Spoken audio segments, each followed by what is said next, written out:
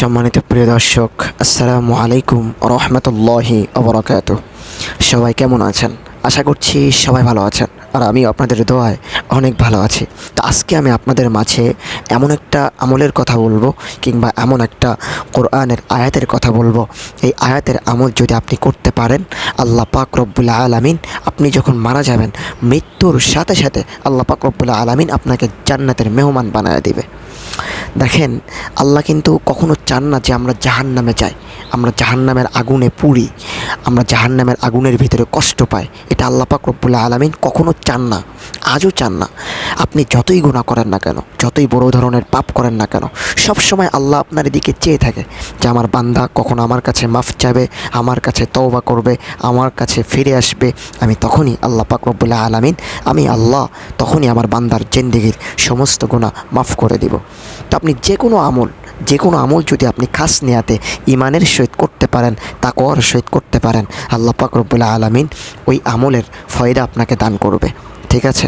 এখন আপনি বলতে পারেন, হুজুর অনেক আমল তো করি কিন্তু কোনো কাজ হয় না, দোয়াও করি আল্লাহর কাছে অনেক, কিন্তু আল্লাহ দোয়া কবুল করে না। ঠিক আছে? তো আমি বলবো, আপনার ভিতরে তাকওয়াটা নাই। যদি তাকওয়া থাকতো, যদি ঈমান থাকতো, বিশ্বাস থাকতো, তাহলে আল্লাহ পাক অবশ্যই আপনার দোয়াকে কবুল করে নিত।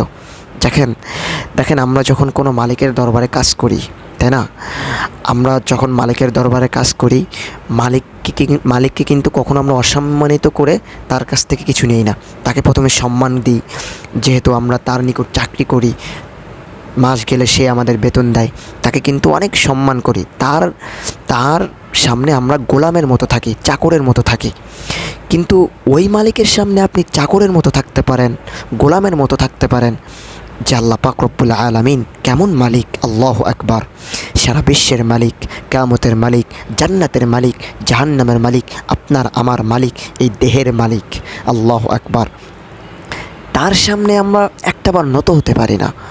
সে যে আমাদের সবসময় দেখে, সে যে সবসময় আমাদেরকে ডাকে, তার ডাকে আমরা সাড়া দিই না, তাহলে আপনি আমি দোয়া করলে কেন শুনবে আল্লাহ?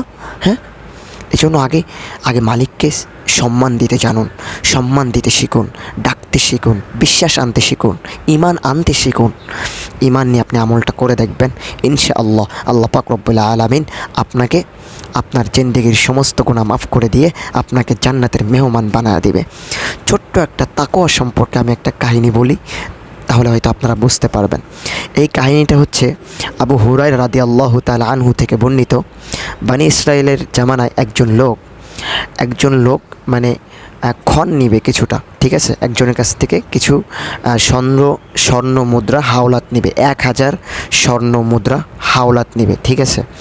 এখন যখন একটা লোকের কাছ থেকে হাওলাত নিবে, সেই লোকটা বলতেছে, দেখো ভাই, আমাকে 1000 স্বর্ণ মুদ্রা লাগবে, তুমি আমাকে হাওলাত দাও, আমি আবার কিছুদিন পর একটা টাইম দেই, এই টাইম অনুযায়ী আমি তোমাকে এই টাকাটা আমি ফেরত দিব।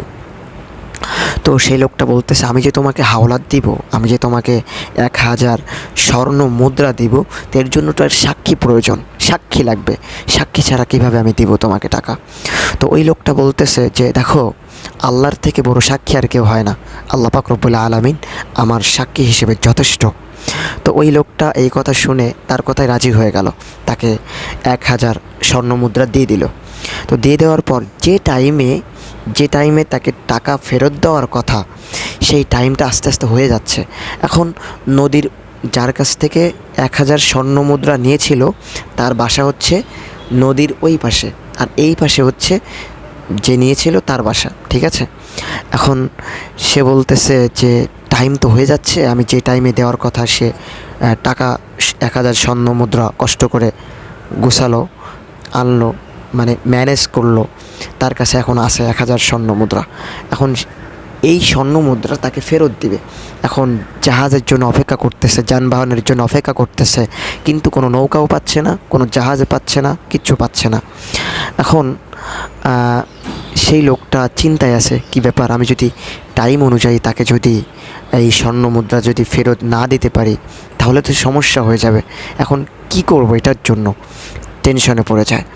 এখন সেই লোকটা একটা কাঠের ভিতরে মানে ছিদ্র করলো, কাঠের ভিতরে ছিদ্র করে চিঠি লিখলো একটা, ওই ছিদ্রর ভিতরে ওই যে 1000 স্বর্ণ মুদ্রা ওর ভিতরে ঢুকায় দিল। তো ঢুকায় দেওয়ার পর একটা চিঠি লিখলো যে আল্লাহ, যে ওই বান্দা, তোমার ওই বান্দার নিকট থেকে আমি কিছু টাকা, আমি কিছু স্বর্ণ মুদ্রা হাওলাত নিয়েছিলাম, তো ওইটা দেওয়ার সময় হয়ে গেছে। সেই টাইমে যদি আমি না দিতে পারি, সে আমাকে খারাপ জানবে, সে আমাকে খারাপ ভাববে। আল্লাহ, এই টাকাটা তোমার ভরসায় দিয়ে দিলাম। আল্লাহ, যখনই আমি তাকে বলেছিলাম, আল্লাহ আমার সাক্ষী হিসেবে যথেষ্ট। আল্লাহ, তুমি তো সাক্ষী ছিলা। আল্লাহ, সে মেনে নিয়েছিল, সে রাজি ছিল। আল্লাহ, এই যে আমি এই কাঠের ছিদ্রর ভিতরে 1000 স্বর্ণ মুদ্রা পুড়ে দিচ্ছি, আল্লাহ এইটা তুমি তার নিকট পৌঁছায় দিও। আল্লাহু আকবার। যখন এই বলে নদীর ভিতরে নদীর ভিতরে ছুঁড়ে মারলো। তো ছুঁড়ে মারার পর কিছুদিন পর ওই লোকটার সাথে দেখা। ওই লোকটাকে বলতেছে, খোদার কসম, আমি তোমার কাছে একই টাইমে আসার জন্য চেষ্টা করেছিলাম।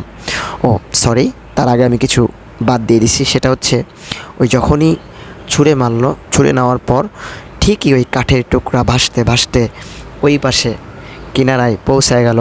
আর ওই লোকটির সামনে হঠাৎ করে ওই কাঠের টুকরাটা পেয়ে গেল। টুকরাটা তুলে ওর ভিতরে দেখে একটা চিঠি। তখনই বুঝতে পারলো যে এটা নিশ্চয়ই ওনার। আল্লাহু আকবার। যখন দেখা হলো বলতেছে যে আল্লাহর কসম, আমি দেওয়ার জন্য চেষ্টা করেছিলাম, আমি কোনো যানবাহন পাচ্ছিলাম না, এজন্য আমি দিতে লেট করেছিলাম। এই নাও।